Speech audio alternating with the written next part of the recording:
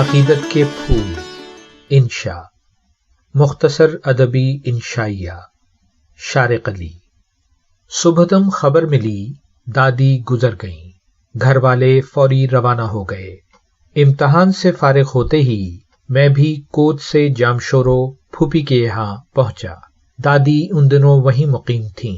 کم عمری پہلی بار تنہا لمبے سفر اور موت کی سنگدلی سے گزری۔ قصباتی گھر کے ایک کمرے میں میت رکھی گئی تھی۔ میں اندر نہیں گیا۔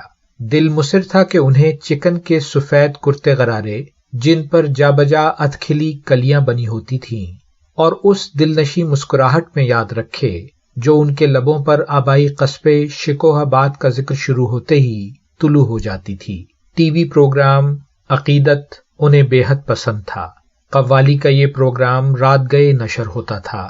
پہلے وہ وضو کرتیں، پھر دو زانوں بیٹھ کر سر ڈھانپے حسب موقع سر ہلاتی جاتی یا ہاتھ اٹھا کر قوال کو برمحل داد دیتیں۔ کبھی میں بھی کمپنی دینے بیٹھتا۔ قوالی رنگ پکڑتی تو کرتے کی کلیاں کھل کر سفید پھول بن جاتی۔ میں گہری نیند سو جاتا۔ دکھ کی اس گھڑی میں جامشورو ان لکھے معاہدے کے زیر اثر تھا۔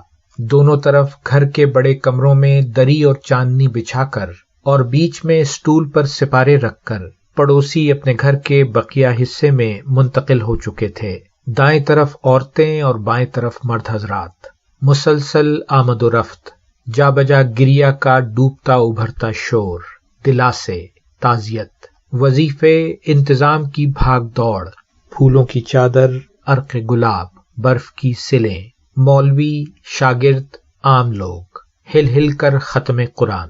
کچھ مرد بیلچے اٹھائے قریبی قبرستان میں مصروف تھے، کچھ گلی کے صاف کونے میں قنات لگا کر عارضی چولہا بنا چکے تھے۔ دیگیں، بھیگتے چاول، کٹتی پیاز، جلتی لکڑیاں اور دھواں۔ نہ زبان، نہ علاقہ، نہ عقیدہ، نہ سماجی مرتبہ، بس دکھ سکھ میں اجتماعی دلداری اور اپنائیت کا رچا بسا شعور۔ یہ ذکر ہے 70 کی دہائی میں دریائے سندھ کے کنارے ایک قصبے کا، قبل از مسیح کے مثالی معاشرے ایتھنز کا نہیں۔ جامشورو گئے اب بہت برس بیت گئے ہیں۔ ہو سکتا ہے وہاں میری یادوں کا کوئی نشان باقی نہ رہا ہو۔ ظالم وقت نے میرے لیے کوئی اندازہ بھی نہ چھوڑا ہو سکتا ہے ہر طرف جھاڑیاں اپنا راستہ بنا چکی ہوں۔